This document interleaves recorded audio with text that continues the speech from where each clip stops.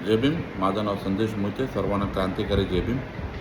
मी आज आलो आहे ते दिल्लीमध्ये जो विद्यार्थ्यांचा जो आंदोलन झालेलं, जे 20 विद्यार्थी यांनी आत्महत्या केली, त्यांना मी पहिला भावपूर्ण श्रद्धांजली देतो.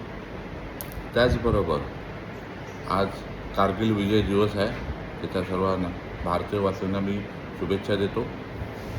मी येण्याचं कारण आहे की जे झाले 5-6 दिवस जे जंतर मंतर या मैदानामध्ये जे आंदोलन चालू आहे, त्या पोलिसांनी लाठीचार्ज केला, त्याचा मी जाहीर निषेध करतो.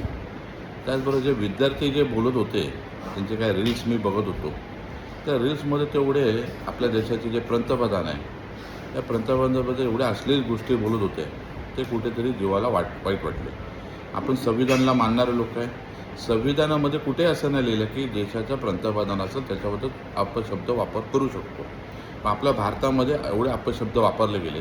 हेच विद्यार्थी जेव्हा बाहेर कुठे शिकायला जातात, अमेरिकामध्ये जातात, लंडनमध्ये जातात, कॅनडामध्ये जातात, चायनामध्ये जातात, ह्यांनी त्या विद्यार्थ्यांनी त्या देशामध्ये जाऊन तिकडच्या प्राईम मिनिस्टरच्याबद्दल त्यांनी अपशब्द वापरले, ते 24 तासामध्ये त्यांच्यावर कारवाई होते. पण आपल्या देशात होऊ शकत नाही. मला एकच गोष्ट आहे की तुमची नीटची परीक्षाची होती, नीटची परीक्षाचे पेपर लीक झाले, त्याच्यावर तुम्ही बोलायला पाहिजे होतं. पण नीटच्या परीक्षेत कोणी एकही शब्द बोलत नव्हते. जो तो टार्गेट केला जात होता तो आपल्या भारताच्या देशाच्या पंतप्रधानाला. आज आपण काय दाखवत होतो की भारताचे पंतप्रधान चुकले, पण भारताचे पंतप्रधान निवडणारा अधिकार आपल्याला दिला आहे. सर्वसामान्य लोकांना निवडून देतो, मतदान घेतो, तेव्हा नंतर ते खासदार बनतात.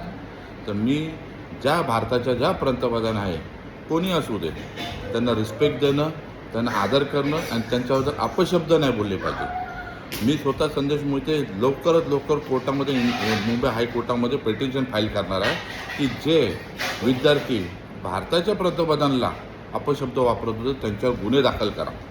कारण की तुम्हाला कुठला राईट्स नाही आहे की भारताच्या पंतप्रधानाबद्दल तुम्ही अपशब्द वापरू शकतात. संविधानामध्ये कुठेच असं कुठे मेन्शन नाही केलेलं आहे. पण तुम्ही हे भारतामध्ये करू शकतात. पण तुम्ही हे कुठल्या इंडियाच्या बाहेर गेले आणि तुम्ही केलं तर तिथून तुम्हाला लगेच डिपोल केलं जाईल, तुम्हाला तिथं अटक केली जाईल.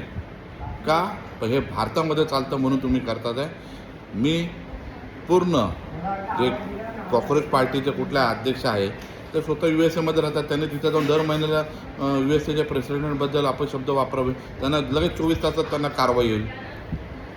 हां, पण ते बोलणार नाही. ते इथे भारताच्या विरुद्धात बोलू शकतात, भारताच्या पंतप्रधानाविरुद्ध बोलू शकतात. मला माझ्या भारतावर अभिमान आहे आणि माझ्या भारताचं जे पंतप्रधान आहे त्यांच्यावर मला अभिमान आहे. कोणी असू दे पंतप्रधान, मी संविधानाप्रमाणे त्यांच्यावर न्यायालय खटले दाखल करायला मी तयार होणार आहे. आणि लवकरच जेवढे विद्यार्थ्यांनी चुकीचे अपशब्द वापरले त्यांनी माफी मागावी, हीच माझी नम्र विनंती आहे. जय भीम.